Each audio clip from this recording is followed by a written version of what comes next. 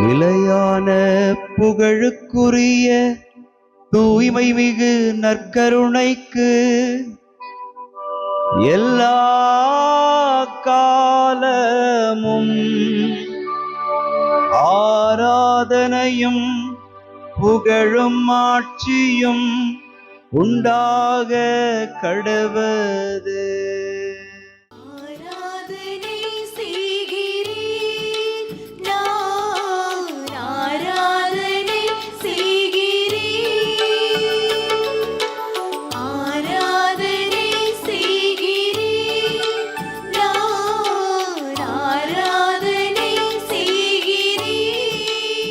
ஆண்டவருக்குள் பிரியமான சகோதர சகோதரிகளே, இன்று நவம்பர் மாதம் 23ஆம் தேதி சனிக்கிழமை.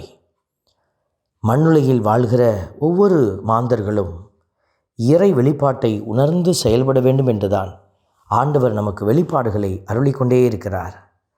நற்கருணை ஆண்டவரே அந்த வெளிப்பாட்டின் நிறைவான அடையாளம். இந்த ஆண்டவரை புரிந்து கொண்டு அவரது திருமுன் மண்டியிட்டு கிடக்கிற உங்களுக்கு ஆற்றலும் பெலனும் அளிக்கிறார். இந்த நல்ல தெய்வத்தை பாடி புகழ்வோம். என் பாறையாகிய ஆண்டவர் போற்றி போற்றி.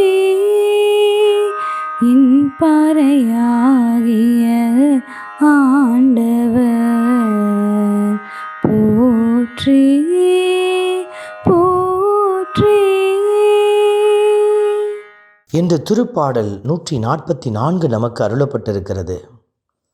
இந்த திருப்பாடலின் பல்லவியாக என் பாறையாகிய ஆண்டவர் போற்றி போற்றி என்கிற வார்த்தைகளை நாம் பறைசாற்றுகிற போது ஆண்டவர் தாமே கட்பாறையும் அரணும் கோட்டையுமாய் இருந்து நம்மை பாதுகாக்கிறவர்.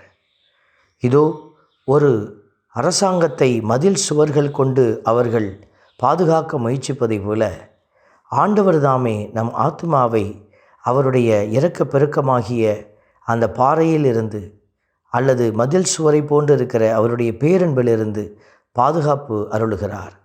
இந்த நல்ல தெய்வத்தை நாம் பாடி புகழ்வோம்.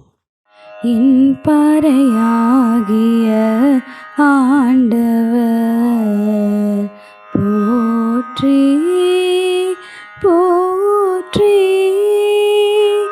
என் பாறையாகிய ஆண்டவர் போற்றி போற்றி. ஆண்டவர் இந்த திருப்பாடலின் வரிகளின்படி நம்முடைய கைகளுக்கு பயிற்சி அளிக்கிறார். போர் புரிய என் விரல்களை பழக்குபவரும் அவரே என்கிற வார்த்தையின்படி நமக்காக அவரே எல்லாவற்றையும் செய்து விடுவாரா என்றால் இல்லை.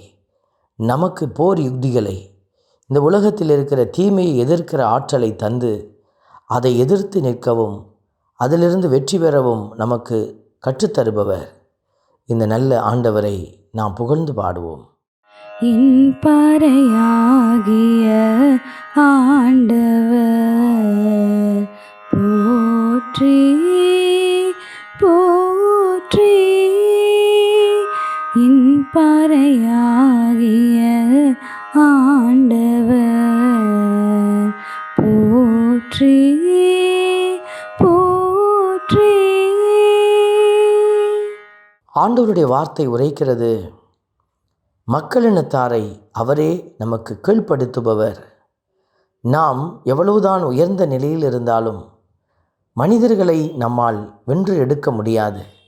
நம் பக்கம் அவர்களை கட்டாயமாய் அன்பு செய்யவோ அல்லது நமக்கு அவர்கள் சாட்சிகளாய் இருக்கவோ நம்மால் உயர்த்தவே முடியாது.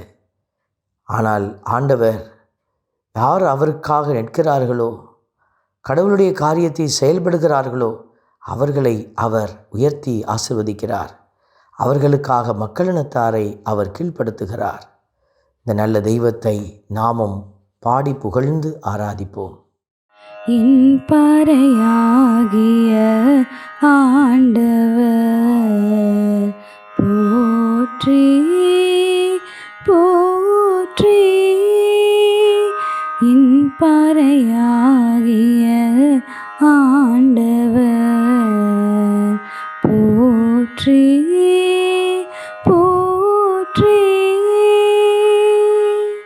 அன்பின் பரமபிதாவே, நன்றியோடு உம்மை துதிக்கிறோம், உம்மை ஸ்தோத்தரிக்கிறோம், உம்மை ஆராதிக்கிறோம், நன்றி செலுத்துகிறோம்.